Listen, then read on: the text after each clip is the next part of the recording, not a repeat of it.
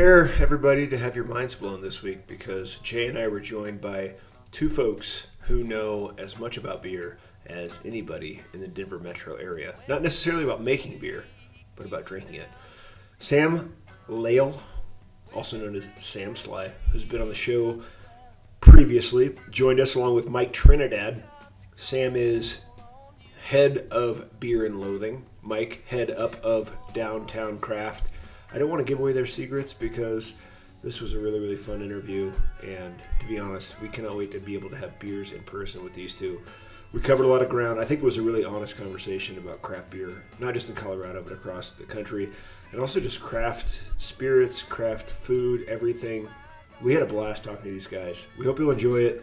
As always, thank you for the support. We hope you're having a wonderful new year thus far. It was really great to ring in 2021 with these two. And I hope you'll enjoy the show. Just don't tell 'em that you know me. Shake it, sugary. Just don't tell 'em that you What do you have rolling on the TV in the background, Sam? Yeah, is that Uncle Buck? Oh my God, I was waiting for one of you guys. Good call. Yes, I'm I watching. couldn't tell. I watched that movie when I had chicken pox when I was 7. Watching a good movie. It holds up. I bet it does. Oh my God. So the four of us are we're gonna jump into this call here in just a second. I'm gonna kind of introduce everybody here in just a moment. Before we get going, Jay Schrader, I want to say thank you to everybody who has contributed to our 30 Days of Craftsmas Challenge. Only one person mentioned there are 31 days in December, so Brock Harper, go fuck yourself. Okay. He also happened to be our second place. Didn't Brock Harper take second place? Yes, Second he did. place. He did. Yeah, And Brock, second place is the first loser, all right? And the guy who took third is right there, right? Sam Sly Lyle. Lucky number 3. Absolutely. And then the co-host couldn't even figure out how to tag shit because he's got his own personal Facebook and the unfiltered Facebook. So every time I spent money, it was money down the drain. Oh my God, just poured it down. Shout out to Renee Davis, who is one of our big listeners in Ohio now. She, I don't know she drank a lot of beer over 30 days. I think I got a Twitter post at least twice a day from her at a brewery. She's a Navy vet, so I think she's retired and everything and just kind of drives around and does her thing. So shout out to Renee. That was awesome. But everybody, holy shit, thank you so much. Jay and I will work on getting our packages out. We have to drive around town and pick up a lot of beer from people and a lot of whiskey. And don't tell the USPS, but there's going to be bottles of whiskey in the mail that'll go out to people. And Sam Sly, I'll probably have to bring some to you. But there's a shitload of stuff. Oh my God, that people donated. So much appreciated. As always, you can follow Jay and I on all the socials, just Unfiltered Craft. We are out there. Today, we are very, very excited to not only be talking together. Jay, good to see you, buddy. Saw him a week ago. Yes, sorry about last week. No, but I saw you last week while I was borrowing a fan from you. Thank you. An industrial fan as my basement flooded. I hope the new buyers of my house don't listen to this podcast. But I'm assuming they don't. But we are joined today by Sam Lyle, and Mike Trinidad, who are, I would argue, two of the foremost kind of beer bloggers in the Denver metro area. Folks who are very connected to what is going on in the beer industry. Not in the same way that in the same way that Jay and I are. I mean, I think you guys are probably a little bit more professional about it. Quite honestly, you've made a living out of it. Jay and I are kind of doing. You don't look professional more than us necessarily. Yeah. Okay. But we wanted to bring you guys on, and we've been talking about this for a few weeks, just to kind of talk about the state of craft beer in Colorado and across the country in a way that perhaps none of us could when we're talking to our friends who actually make beer or sell beer and all of that. So if you would please introduce yourself. We'll start with Sam and then go to Mike and tell us who you are and why we would even bring you onto this podcast. Well, again, my name's Sam Sly on the internet. My God-given name is Sam Lyle, and I run Beer and Loathing. I've been doing this as a beer blog for, I think this is like year 10 right now, guys. And it started out as just me and a buddy. We would be drinking old style PBRs, hams, or whatever at a bar. And we were like, you know what we need is a blog that gives people a beer advocate style rating system for all the shitty mass produced lagers. So we were going to give all these arguably bad beers, which we love dearly, like beautiful photography, like star ratings, and all this stuff. And my co-founder Pete, he was going to school for web development at the time. Turns out he didn't like web development, so the initial version crashed and burned, and I moved to Colorado. And then it became a drunk wandering blog, and now I do videos. I did my own podcast for a while. And I've been in and around the beer industry, worked for Resolute Brewing for a little bit, and hopefully when things go back to normal, I will still be able to work with them. So that is me in a nutshell. I love it. Awesome. And Mike Trinidad, good sir. This is the first time that Jay and I have met you after we know Sam for a long time. Would you introduce yourself? Sure. Thanks for having me, first off. No, of course. And Thanks for debasing yourself to us. No, thanks for that mustache too. I still can't get over it. My God. Oh, well, thanks. I mean, I do what I can. You know, that's really like literally all I can do. Like, because this doesn't. But Is that since puberty? Is that you've been working on that since puberty? right. I was born like this. You know. Well, I'm Mike Trinidad. I go by Trin a lot of times in my videos. I call myself Trin. So feel free to call me Mike. Feel free to call me Trin, whatever you guys want to call me. Just not asshole. Appreciate that. For the special people. Right. So, I mean, you can call me asshole if you know me and I'm being an asshole. Call me out. You know what I mean? But, For sure. but I started a blog called Mile High Brew Review about 5 years ago. And my focus was going to be just 100% on beer. I loved craft beer. I wanted to learn more about it. And I figured what better way than to just kind of like go in and just jump in head first. And so I started talking to some breweries. My first brewery that I ever talked to was actually Three Freaks Brewery out in like Lone Tree. Yeah. And it was really cool just to I had a cell phone and I was doing my videos with my cell phone and like super not super professional at all, but like super amateur. But I was passionate about it, so I was going and I did that. I did some interviews with other breweries. I started going to events and kind of showcasing what kind of what you can kind of expect when you're going to these events. That's kind of one of the reasons why I wanted to start the blog, was to kind of just show people you're going and if you're not from Colorado, let's say for example, Great American.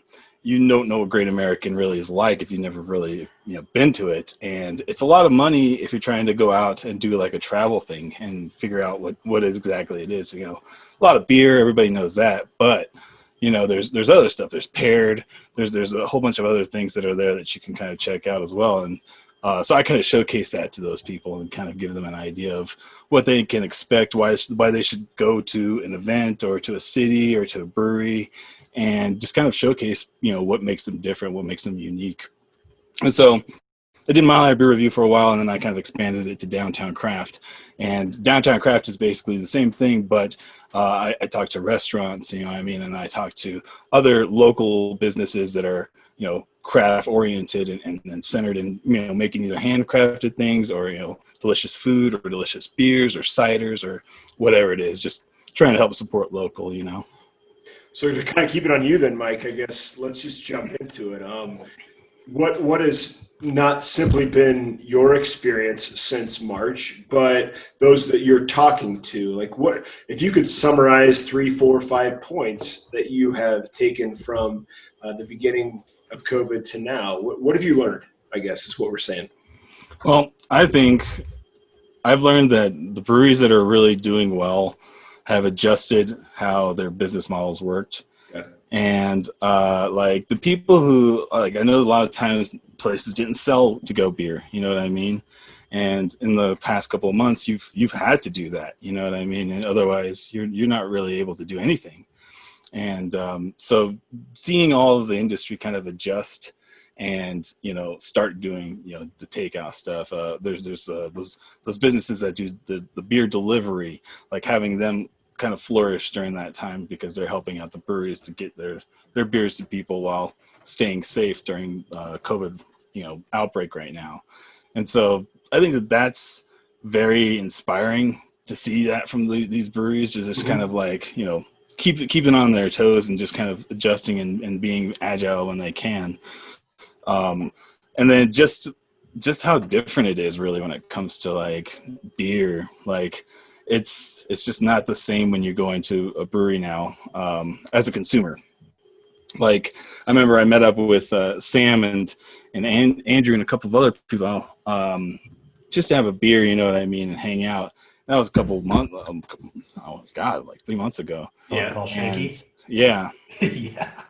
And so it's like it's crazy that it's so different. You can't really go and hang out with your friends as much and go out and do those kind of things. You can't, just hang out at a brewery outside or inside and chill and shoot the shit with people, because it's like you can only have so many people there, and that's like it affects me a lot. You know what I mean? Because it's just like you never really realize how much you did that until it's all gone, and you're just like, well, shit, I miss that.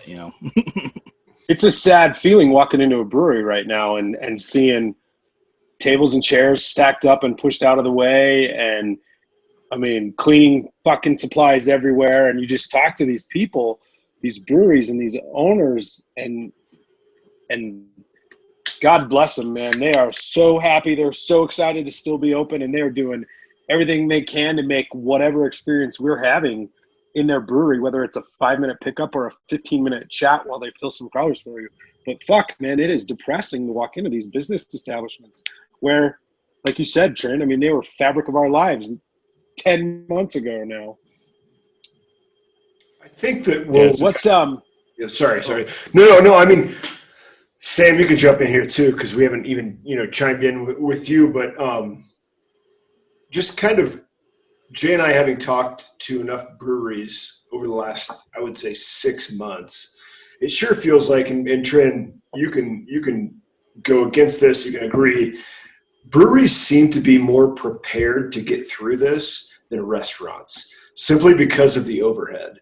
And maybe I'm wrong, I don't know, but my God, at least there's a lot of places I would have thought would have closed down right now as breweries that just simply haven't, and restaurants are closing left and right. I don't know, maybe I'm wrong. I mean, what are you hearing, I guess, on the street, Mike, before we have to go over to Sam, because he's there lonely, and he needs to talk. He's got a voice that needs to be heard. But I mean, what's your won't stop. Exactly. What's your read of that? Mike?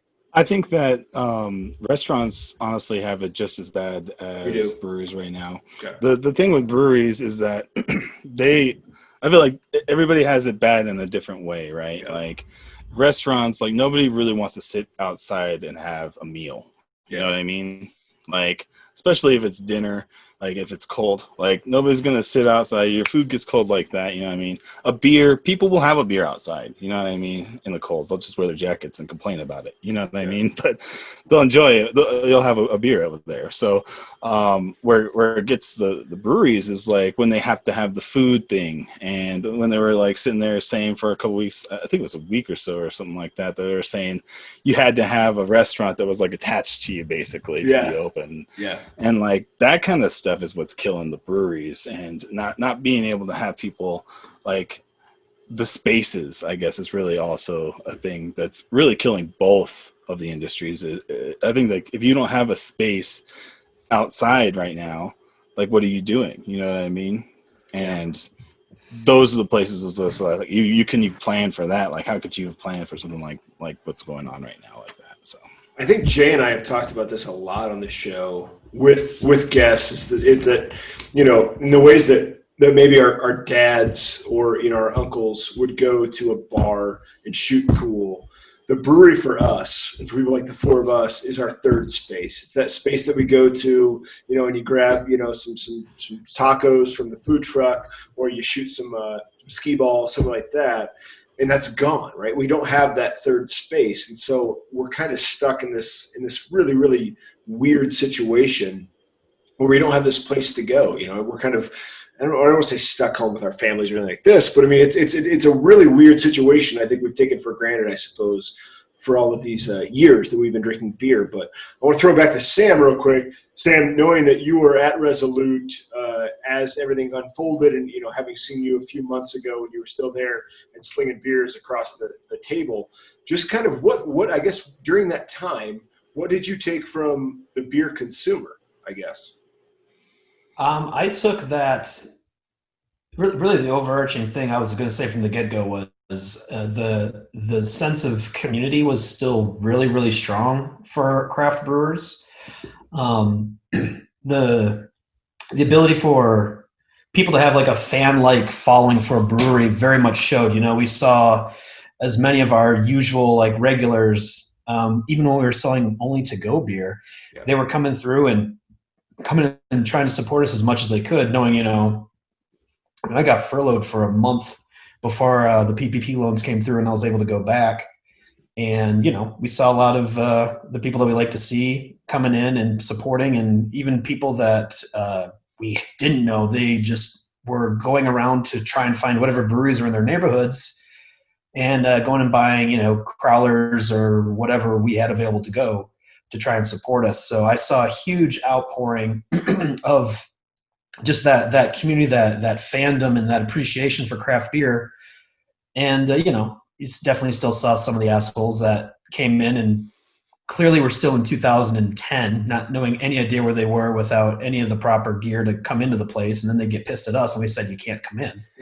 But for like every one of those, and yes, there were plenty of them. You know, we'd be sitting back there grumbling and whatever. But for every like one of those people that would come in and give a shit, there was at least a handful of people that it seemed like would be like, thank you for, you know, running a tight operation, for adhering to the guidelines the government has set up. You know, people wanted a safe place to drink, whether they were certain COVID's a hoax, it was real, it's in their backyard, it's creeping underneath their kids' beds, whatever they actually believed. A lot of people just wanted a place they could drink comfortably. And that was nice. So, has the novelty worn off though, Sam? I mean, here we are, and I think by my math now we're almost 10 months. We're probably longer than that, technically, almost 11 months past the initial quarantine and everything else. Are people over the goodwill of driving out of their way to a new brewery and buying to-go beer just to have something to do and to keep a business open? I mean, can we sustain this for another 11 months? Or are people, consumers, craft lovers, whether it's beer, whiskey, or food, Trin, are we going to consistently maintain these behaviors moving into 2021? I think that's so. Unfortunately, like not unfortunate, but for my personal choice, I am now working like a different job full time, and I stepped away from bartending back in October. So I can't say from personal experience if you know, the feeling is gone of people going to breweries to buy stuff to go and stuff. So I mean, that's why I've been pushing things like participating in your guys' 30 Days of Craftsmas, just letting people know we need to go do this.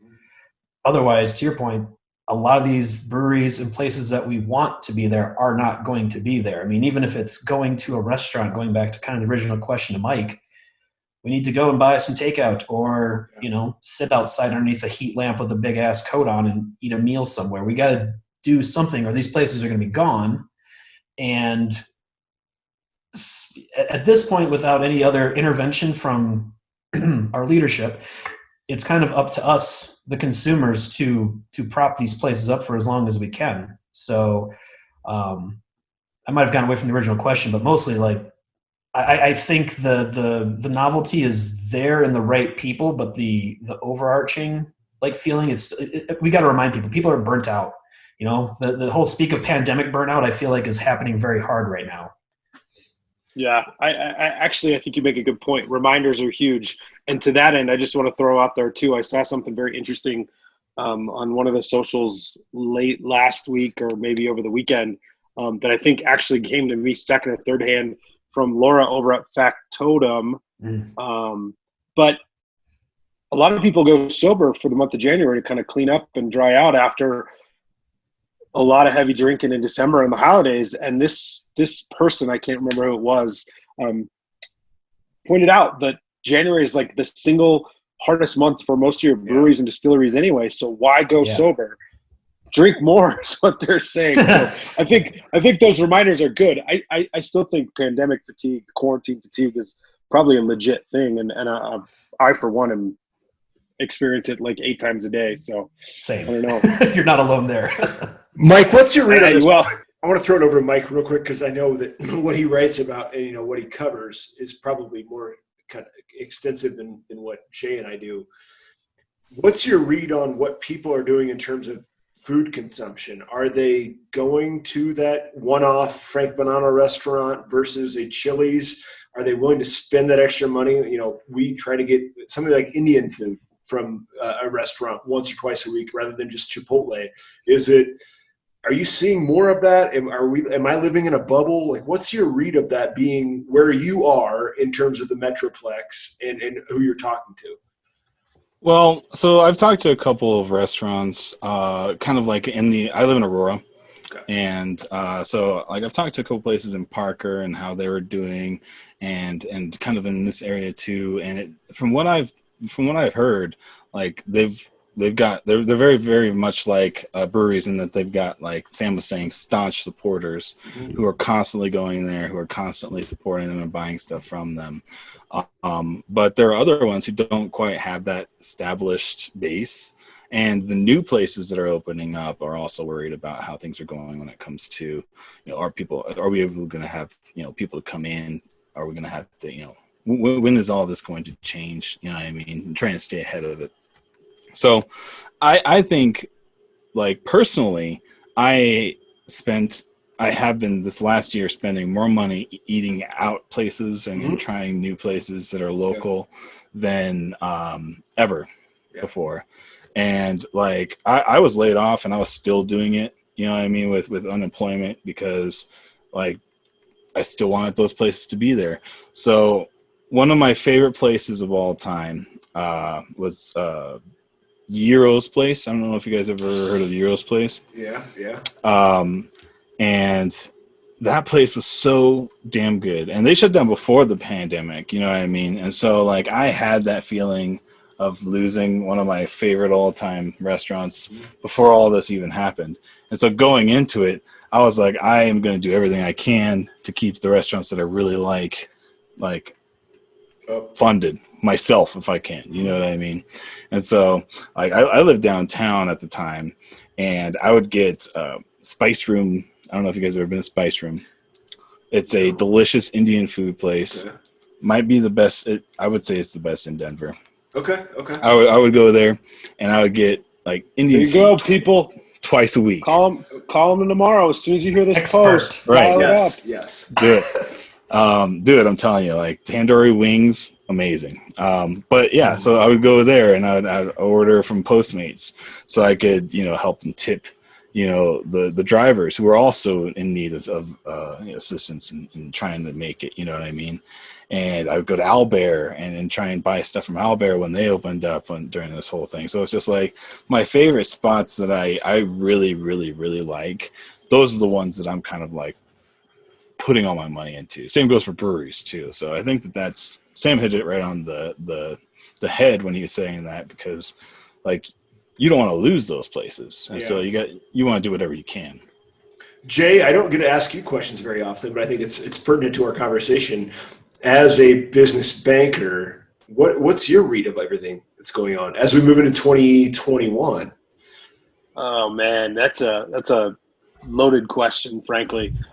December was the month of the second PPP, and I don't mean that it was even announced, right? September or December I had people clamoring in my email box and all over the phone, just saying, when are you going to do this? And Congress hadn't even passed anything yet. Nothing had been approved. So I think December, people starting to round out the books,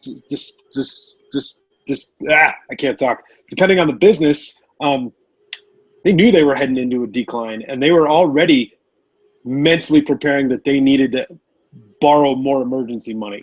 So I truly think, truly think that businesses are struggling more now than they were in March. At least in March, it was all a shock. It was all a surprise. Now we've had almost a full fucking year, and you still have business owners that don't know where their next payroll is coming from, or Yeah. whether or not they're going to be able to keep the lights on next month. So I think businesses are going to continue to struggle. Yeah. It's obviously a boon. I see two things as a positive right now. Obviously, Polis's change yesterday to whatever the different color of the rainbow is now. We're back to orange now.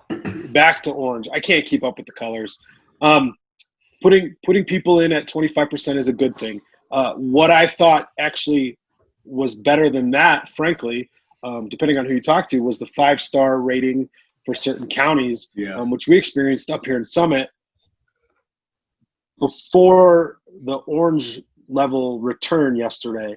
And honest to God, 25% capacity under the 5-star or under orange, as far as I'm concerned, it's still as good as it should be. So I think there's ways that you can work through this that make more sense than others. So businesses, the smart ones, they'll be all right. But I still think you're going to see a lot of businesses continue to either struggle or extend a hand looking for help, or flat out shut down.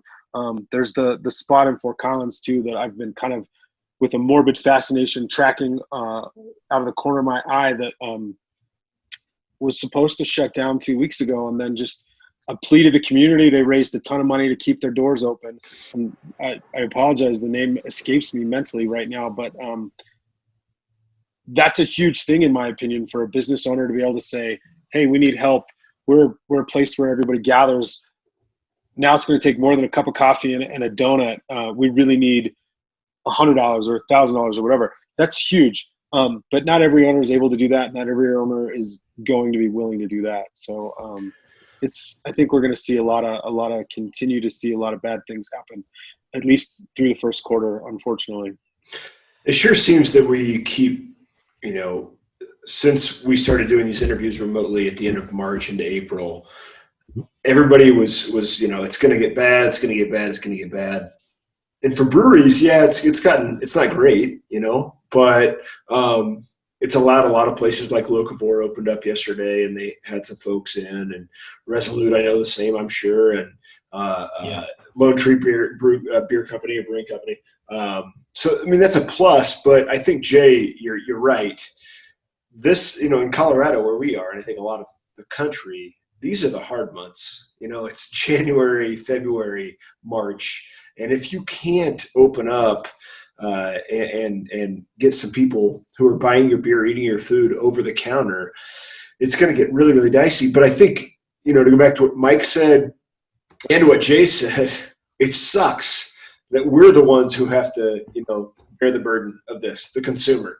It would be nice if we just bailed out these small businesses instead of bailing out fucking American Airlines. And I don't want to make this political, but god damn, that's frustrating. Because it's our friends, right? That's the thing. Yeah. Our friends are the ones who are being affected. It's not like we're going to fly next year and our flight on American is going to be $117 to New York City, right? It's still going to be, $400 round trip. So that's what's frustrating. So if they truly believed in capitalism, they just let those places fail and let new companies rise up. But that's a weird version of capitalism that we run these days. So, Sam, let me ask you, I guess, what's your understanding and your read of kind of what Polis is doing? Because again, I don't mean to put this. No, it's all right. I trust your perspective because I know what you're doing now and what you did with Resolute. You're still working with the same folks, but in a different capacity and in different kinds of businesses. What are they saying? What are you learning? To be honest, I've mostly been learning a new industry. I've moved on to basically electric power engineering and marketing that. So engineering services, we don't talk, or at least it's at least a big enough company now that I don't get to frequently talk with folks that are making the decisions after these, changes come into place. I'm basically back to what I consider like a normal employee of, all right, so what does this mean for our office capacity? Basically everyone's working remote. That doesn't need like a plotter to print out drawings or something, or need 16 screens to do CAD work. But I I still have some connections that I can at least ask, like, WTF is going on when new announcements do come out. And I've talked to a lot of people. I still have a lot of friends back in Michigan, and we all know. I don't know if we all know, but a lot of people probably know that the governor over there is quite a lightning rod. So it's interesting to talk to my friends back home about Governor Whitmer versus Governor Polis. And I think they're both doing similar things in slightly different ways. They're both Democratic governors, and they're I believe taking the pronunciation is libtard. I thought it was just snowflake. Okay, so, no, I think the Republicans are now the snowflakes. I think They're the snowflakes now? Yeah, after Election Day, I think. Because they can't let go? Exactly. Yes. Yeah. Plenty of time, Sam. Plenty of time. I know, sorry. You got to get them in early, Sink those hooks in early and then and coast. Yes. But with the Polis thing, like, not so much now, but when everything first started happening, I always just thought my one critique of Governor Polis is his communications were always kind of befuddling, Yeah. And thank fucking God we had the BA to decipher whatever it is he would say in a press conference and then translate that to what it meant for breweries. And I know restaurants probably went through the same thing, but it was, they were kind of the archetype for what was going to happen. So brewers are like, well, where the fuck do we stand? Yeah. We don't have a kitchen. Most of them don't. The ones that did, they're like, aha, we invested right. And the rest of us are like, all right, who's got the food truck list? Let's look this up right now. Yeah, that's fucking crazy. Well, and not to target or attack Polis specifically, but I think moving from red to orange actually came as a surprise to a lot of people on top of everything else. So you've got an industry that is just getting the shit kicked out of it all of December, really bearing down for the worst come January 1st. Not to mention, we haven't even talked about this, minimum wage went through the roof on the 1st. Yeah.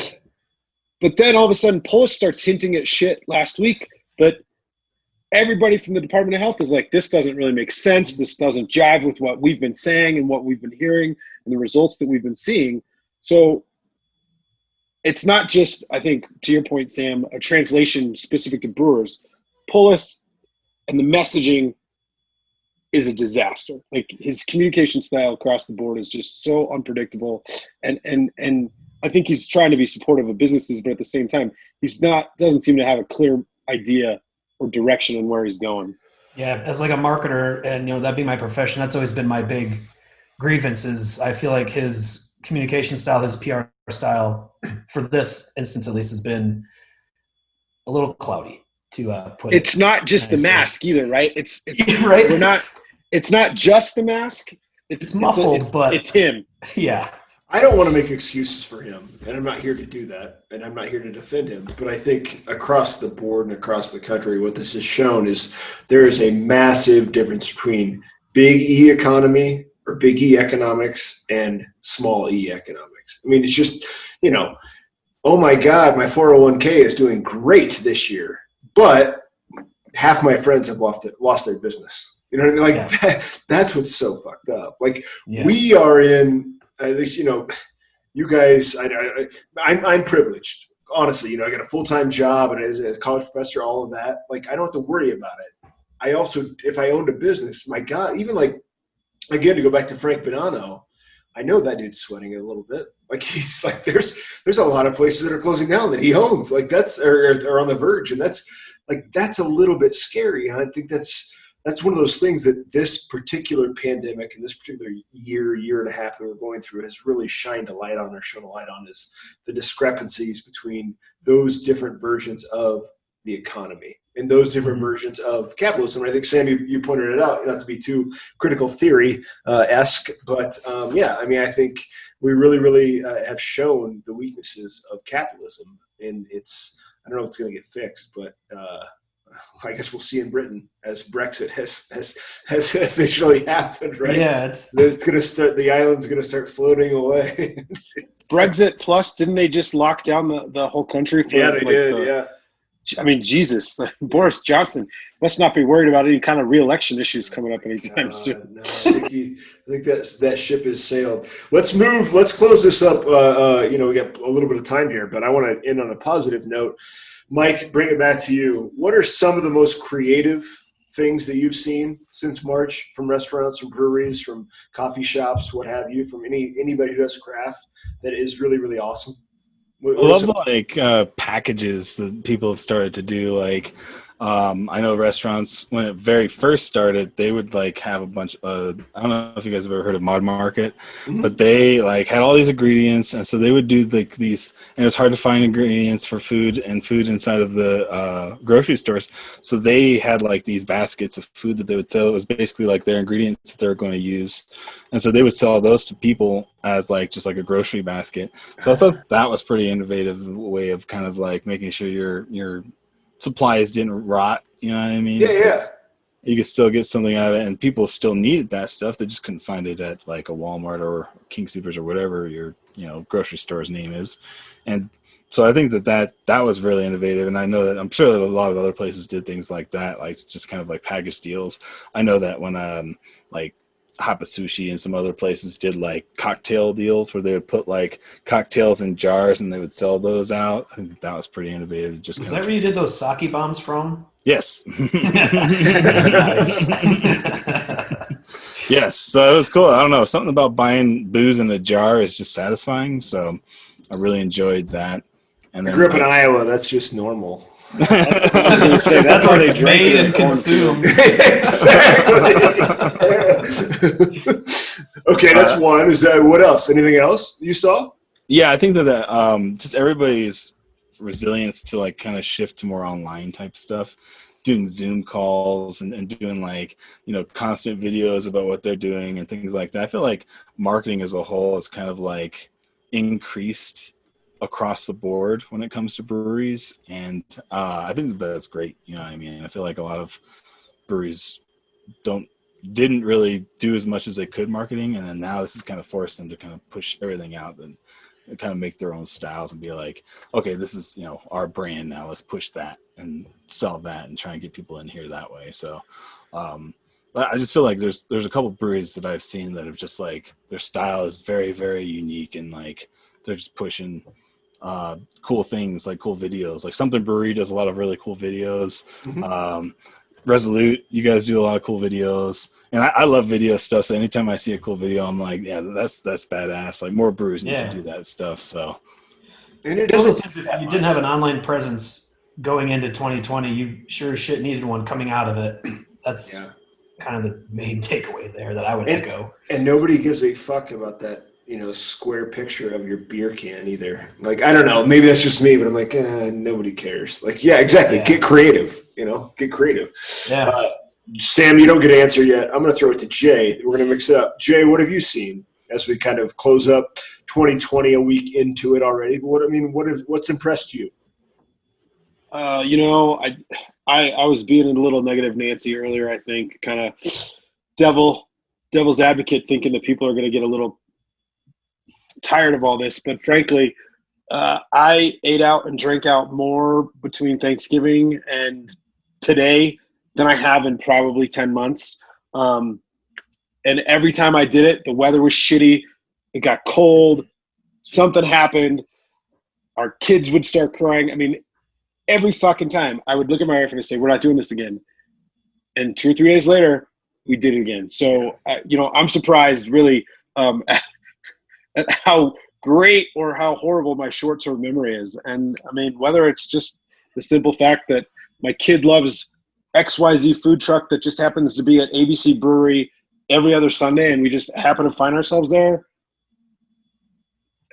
that's the part that surprises me. The hardest part of the year, and we're actually getting out more than we ever have. So hopefully there are more people in Colorado like that.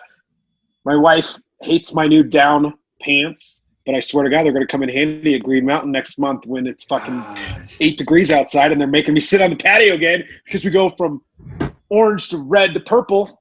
Yeah, I'm So, not going to sit next to Purple. If it hits purple, no one's drinking anything. That's just Yeah. we're done. Exactly. we're just drinking No. straight rubbing alcohol at that point. Yeah, you're going to the grocery store and just going to drink peroxide. Oh my God, Sam That's Sly. so. Oh, sorry. That's the other thing that's the other thing that surprises me, frankly.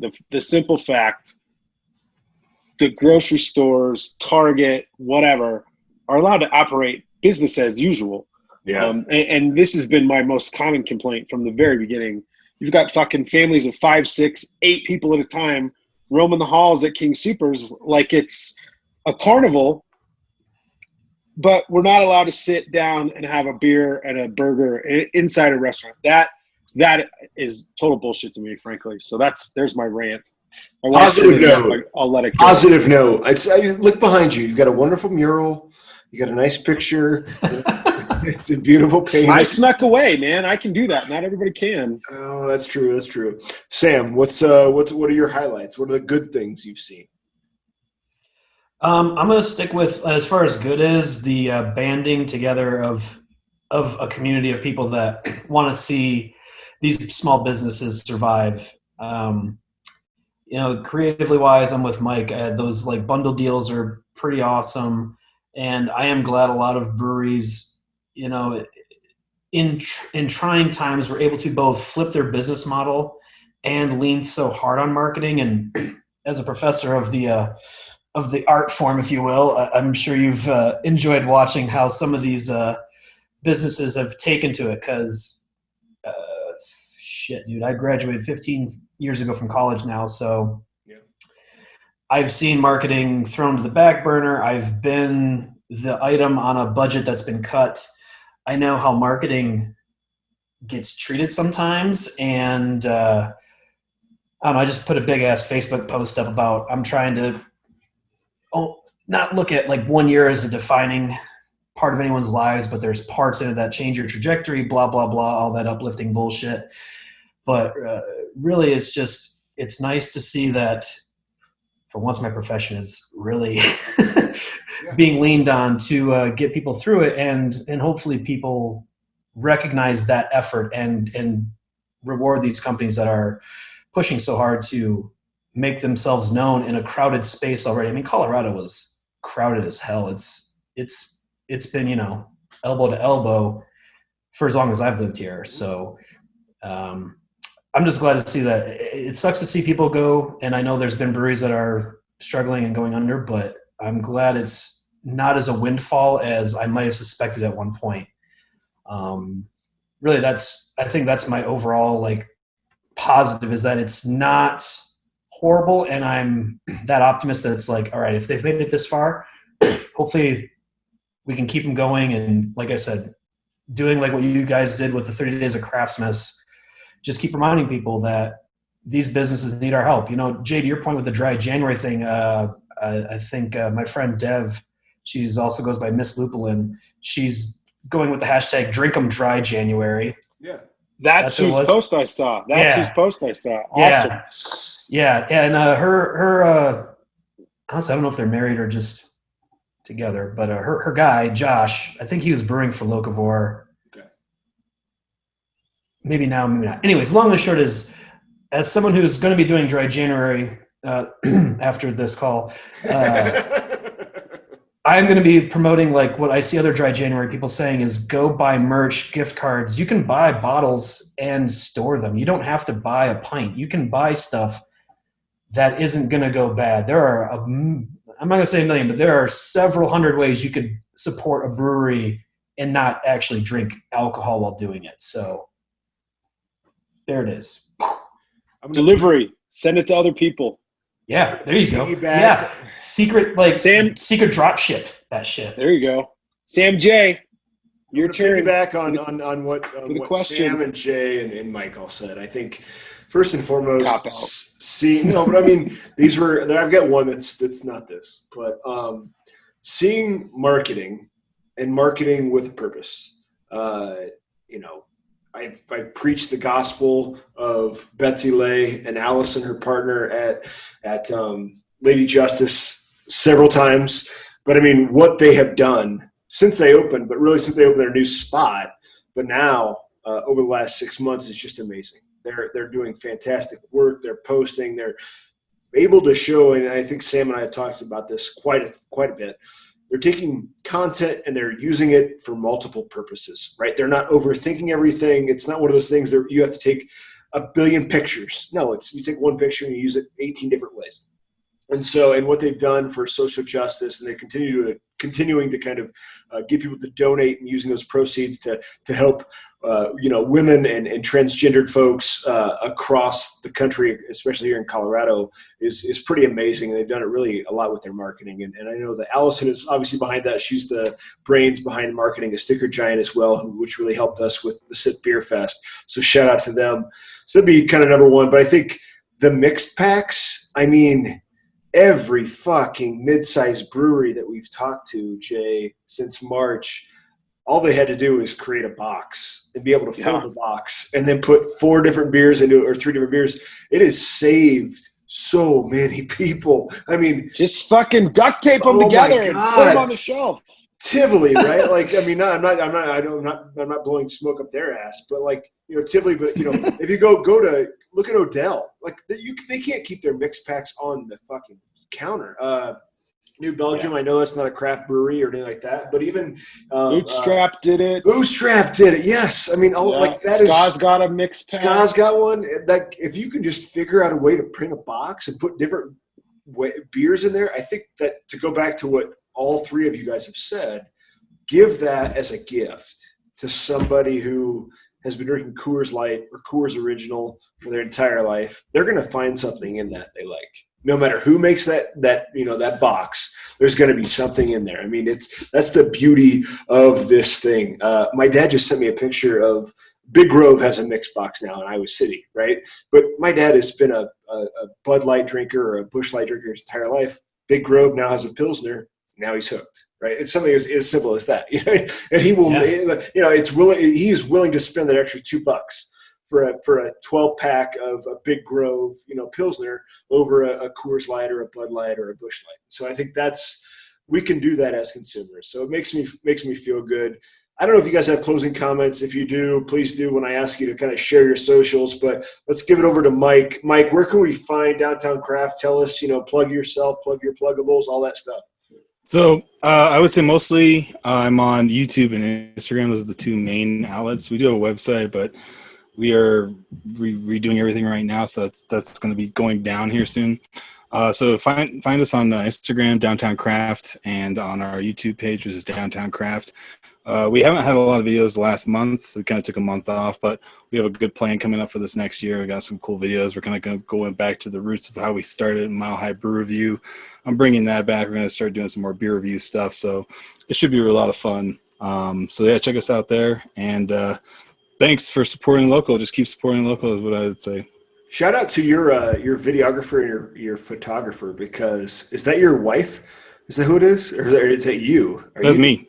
Oh my God, your quality! I mean, there's some quality stuff on your site and all. Oh, I mean, you guys. Thank you. That looks awesome, Mike. Mike knows his way around the camera. Yeah, I appreciate it. That's awesome. Okay, Downtown Craft, Mike Trinidad, awesome. Sam Sly, where can we find you?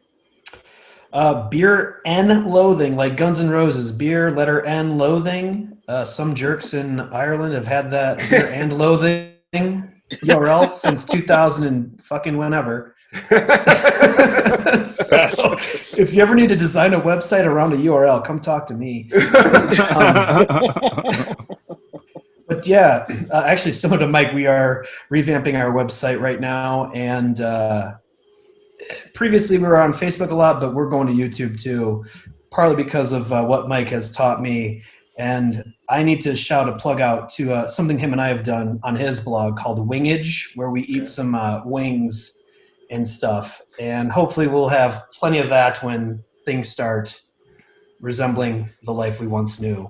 Or whatever it turns into. I don't know. Whatever. Can you please make Jay and I one of your first in-person, return to in-person episodes, because we will come and eat the shit out of wings. Oh yeah, it's always good to get more opinions. So I hate wings. I hate buffalo wings, and I will, just to get out of the house, I will eat a bucket of wings. The real question is, will you guys eat a hot wing that I can handle, I really with can't. us. No, I will cry. I will cry. Okay, we will cry together. Chili beer. Joy. I can't drink a spicy chili beer. Like, it's got to taste like a Really? green pepper. Yeah. Otherwise, I start to cry. So. And that's a great way to end it. Like, this is the perfect way to sum up our relationship, Jay Schrader. You're being the less masculine out of the two of us. So thank you so much. Right, despite your facial hair, I've got to prep for a 12-hour Zoom meeting tomorrow, guys. So I'll be thinking about you as I do that. So Mike Trinidad, don't put your mic where it is for your 12-hour higher ed Zoom call, because it just looks. I'm waiting for it to shoot you in the face. I would love it if I could figure out a way to do that. It is mildly phallic, if I'm being honest. It's all microphones, right? There you go. Exactly. Is that the angle it's coming from? Well, I mean, it's. Yes. We couldn't leave it at me crying. We had to take it to a dick in your face. Okay. Mike Trinidad, Downtown Craft, Sam Sly, Beer and Loathing. You two, thank you so much for joining us. I think this was a really good way to kind of hopefully get us into a brighter, more prosperous 2021. So we appreciate you guys. Cannot wait to have beers together as soon as we're able. Definitely. Yeah. Happy New Year, everybody. Happy New Year's, guys. Bye, guys. Take care. Thanks for having us on. Yeah. See you, dudes. Cheers.